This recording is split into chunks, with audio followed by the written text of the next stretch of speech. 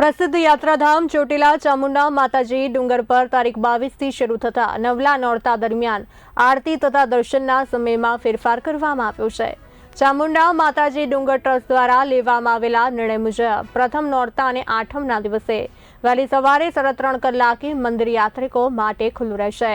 ખાસ કરીને પ્રથમ તથા આઠમા નોરતા દરમિયાન માતાજીના દર્શન માટે સવારે 4 વાગ્યાથી ઉતરવાની વ્યવસ્થા પણ કરવામાં આવી છે। ચોટીલાના ડુંગર પર ચડવા માટે યાત્રિકોને 635 પગથિયા ચડવાના રહે છે, જ્યાં તેઓ માતાજીના દર્શનનો લાભો લઈ શકશે।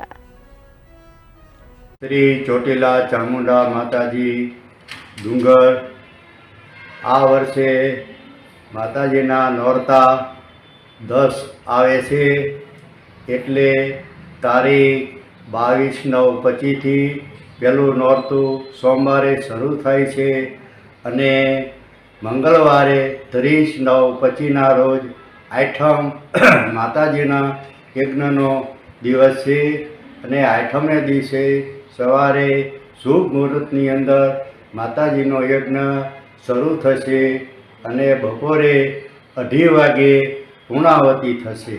ત્યારબાદ 4 વાગે તળેટીની અંદર માતાજીના ભંડારમાં યજ્ઞની પ્રસાદી શરૂ થશે અને નવરાત્રિ દરમિયાન પહેલાંના નોરતે સવારે 3 વાગે મંદિર ખોલશે અને 4 વાગે આરતી થશે અને સાંજે રાબેતા મુજબ આરતી થશે। ત્યાર પછી નોરતાની અંદર સવારે 5 વાગે આરતી થશે અને સાંજે દિવસ આઠમે રાબતા મુજબ આરતી થશે। જય માતાજી।